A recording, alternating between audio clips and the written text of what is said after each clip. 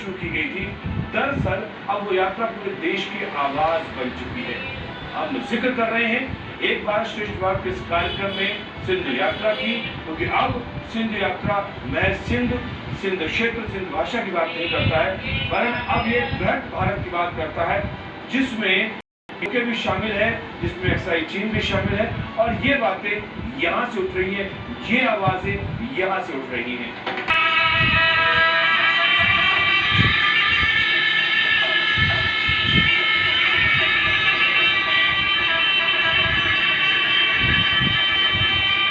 सन 1997 से सिंधु उत्सव का शुभारंभ हुआ। जो एक छोटा टापू था, उस पर प्रशासन ने आग्रह से और पेडेस्टल बना लिया था, और वहाँ पर lieutenant governor doctor brigadier VD. Sharma, CEC और उसके साथ साथ मेरे हाथों से भूमि पूजन हुआ, जहाँ पर घाट पर भगवान बुद्ध की प्रतिमा आदम तक ऊंची बड़ी प्रतिमा स्थापित। इस बार अपनी भागीदारी अधिक बढ़ाई है, और इसलिए उन्होंने मुख्य मार्ग से सिंधु भवन, जो 1.5-2 फरलांग ही दूर है, वहाँ तक की मेटल रोड जो है वो पक्की की, और स्वयं ले हिल काउंसिल के जो CEC है वह सिंधु दर्शन यात्रा समिति के प्रमुख पदाधिकारी ने मिलकर उसका लोकार्पण किया। यह इस बात का प्रतीक हुआ कि सरकार और प्रशासन हमेशा मददगार रहती थी, परंतु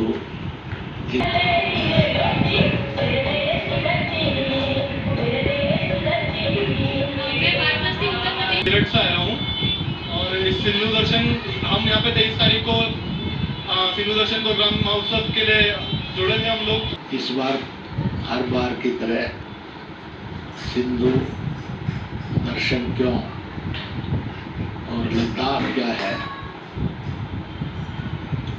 इसकी अपील करते हुए एक बात सारे यात्रियों से कहा गया कि आप मार्केटिंग करेंगे तो किसी भी दुकान से करिए, परंतु खोंचे वाले, रेडी वाले से, पटड़ी पर बैठने वाले जो गरीब है और जो मजदूरी करता है, उसको जरूर 500, 1000, 2000 की कमाई करवाइए, ताकि यहाँ के गरीब तक व्यक्ति को भी ये लगे कि ये सिंधु यात्रा मेरे भी विकास में और समृद्धि में सहयोगी है। एक ध्यान आकर्षित करना चाहूँगी, वो है कि ये सिंधु दर्शन यात्रा समिति लेह के विकास के लिए भी प्रयासरत है।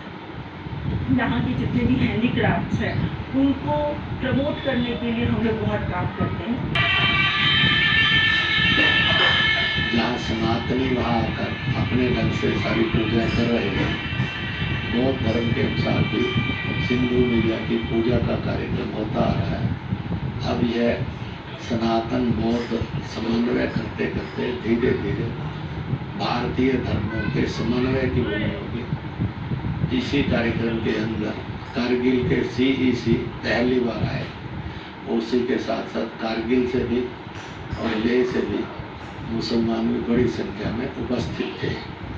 कारगिल के अलावा आर्य वैली के लोग आए थे, वहाँ पर भी सिंधु घाट बना हुआ है। उन्होंने भी बार बार भाई साहब ने आग्रह किया इंदिरा जी से कि हमारे यहाँ की सिंधु घाट का इसका पूरा विकास कर जगह जगह में घाट बने, पूरे देश के तीर्थयात्री आए, और छत्तीस बिरादरी के तीर्थयात्री आकर आएंगे तो इस इलाके का बहुत बड़ा विकास होगा। दरअसल जब कहानी कोई अनंत अवस्था में होती है ना, तो बड़ा मुश्किल होता है उसमें विराम दे पाना। और अभी फिलहाल मुझे ऐसे ही लग रहा है, जब हम भारत की संस्कृति की बात कर रहे हैं सिंधु यात्रा के माध्यम से, तो फिलहाल मेरी अनुभूति कुछ ऐसी ही है कि ये कहानी अनंत है, और वाकई इस अनंत कथा को विराम देना या उसमें ब्रेक लेना बहुत मुश्किल लगता है। लेकिन कहते हैं ना कि वक्त हर कुछ आपसे करवा देता है, और ये खड़ा हुआ हूँ जहाँ पर ब्रेक से पहले मैं आपको छोड़ कर गया था, क्योंकि मन में इतनी तीव्रता है, इतनी तत्परता है, इतनी आकुलता है कि मैं आपको वो सारी कथा बताऊं, वो सारी बातें बताऊं जो भारत की संस्कृति हम जिसको देख पा रहे हैं, जिसको समझ पा रहे हैं सिंधु यात्रा के माध्यम से। कुछ और बातें हम आपको करते हैं, और निश्चित तौर पर कुछ ऐसी बातें जो वाकई आपको दिलचस्प भी लगेंगी, रोचक भी लगेंगी।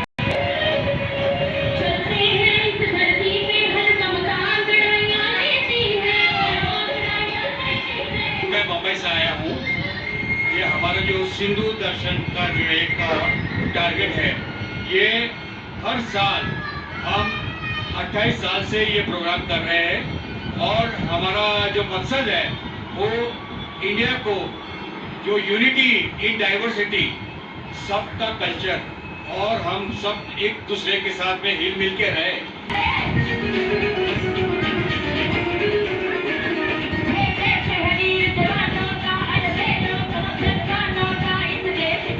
मैं जयप्रकाश बालानी काशी विश्वविद्यालय वाराणसी से आया हूँ। रानी अहमदाबाद गुजरात से हूँ और मुझे यहाँ लेह लद्दाख जाके बहुत ही अच्छा लगा। हमारा तिरंगा जिसके आगे हर किसी का सर नतमस्तक होता है, सम्मान के साथ जुड़ता है, झुकना भी चाहिए राष्ट्र के सम्मान के खातिर। लेकिन अब यही अभियान तिरंगा फॉर पीओके या तिरंगा फॉर जो चीन का जो कब्जे वाला इलाका है उसके लिए ये अभियान की शुरुआत इस सिंधु यात्रा में की जा रही है। जन जन की आकांक्षा को सरकार तक पहुंचाना है, देश के जन जन की आवाज को जन जन को बताना है और साथ ही साथ अपने दुश्मन देशों को भी ये बताना है कि हम क्या चाहते हैं और हम क्या करना चाहते हैं। ये तमाम बातें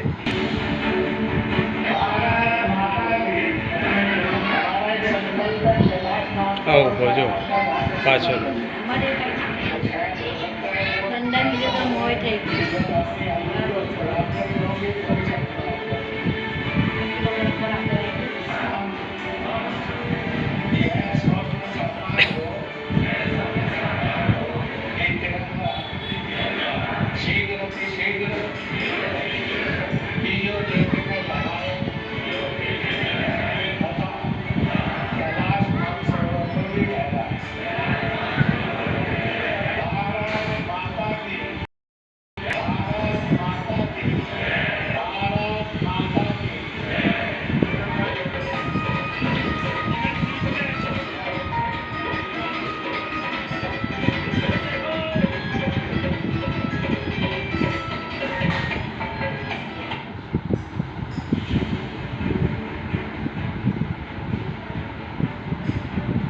हर सिंधु उत्सव का मिशन घोषित करते हैं।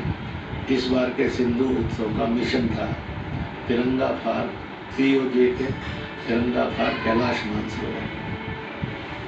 कैलाश मानसरोवर कभी चीन का नहीं था, उसने अवैध कब्जा हुआ है, ये को ने लिया अपने हाथों में। और जो पाकिस्तान जाएगा पीओके के उस झंडे को कारगिल के एक धर्म से बौद्ध मतावलंबी है, दूसरे धर्म से इस्लाम मतावलंबी है, और दोनों की विशेषता एक है कि वह हिंदुस्तानी थे, हैं, हमसे प्रतीक्षा करेगा कि वह दिन जल्दी से जल्दी देखने को मिले जब कैलाश मानसरोवर पुनः भारत का और पीओके के पुनः भारत में सम्मिलित हुआ।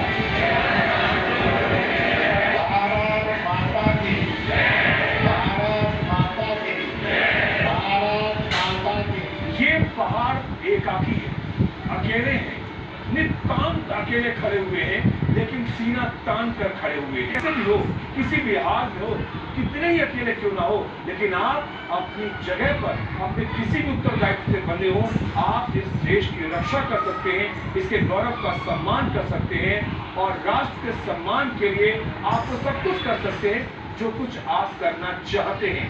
और जब एक एक व्यक्ति जुड़ता है तो ये श्रृंखला पूरे देश में नजर आती है और निश्चित तौर पर भारत की सांस्कृतिक विरासत जो कि अक्षुण है उसको और आगे बढ़ाने के लिए, भारत की जो सीमाएं हैं उनको रक्षित करने के लिए एक एक जन अपनी भूमिका निभा रहा है।